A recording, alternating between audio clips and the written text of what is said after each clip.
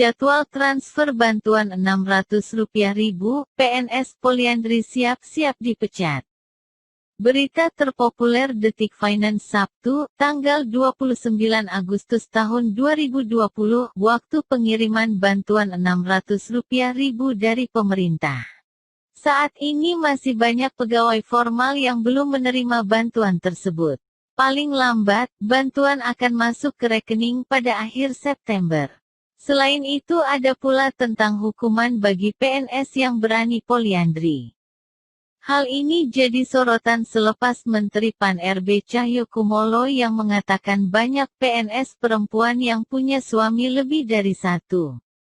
Penyaluran subsidi gaji berupa bantuan Rp600.000 bulan bagi pegawai dengan upah di bawah Rp5 juta mulai dilakukan per Kamis 27/8 lalu. Di tahap pertama, subsidi gaji disalurkan kepada 2,5 juta penerima.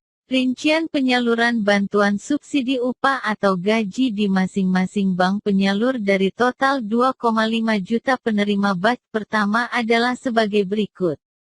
Di rekening Bank Mandiri Rp700.000 lebih, di rekening BNI Rp900.000 lebih, rekening BRI Rp600.000 lebih. Dan di rekening BTN Rp200.000 lebih, jelas Menteri Ketenagakerjaan, menakar. Ida Fauzia seperti yang dilansir dari Antara, Sabtu, tanggal 29 Agustus tahun 2020. Selanjutnya, penyaluran dilakukan secara bertahap. Menteri Pendayagunaan Aparatur Negara dan Reformasi Birokrasi, Pan-RB Cahyokumolo membeberkan adanya 5 laporan atas kasus poliandri atau perempuan yang memiliki suami lebih dari satu di kalangan aparatur sipil negara (ASN) atau pegawai negeri sipil (PNS) selama tahun 2020 ini. Kepala Biro Humas, Hukum, dan Kerjasama Badan Kepegawaian Negara (BKN), Pariono mengungkapkan, hukuman terberat bagi PNS wanita yang melakukan poliandri adalah pemberhentian atau pemecatan. Kalau sanksi sesuai hasil berita acara pemeriksaan, BAP-nya, apa latar belakang, dampak dan sejauh mana peraturan perundangan yang dilanggar.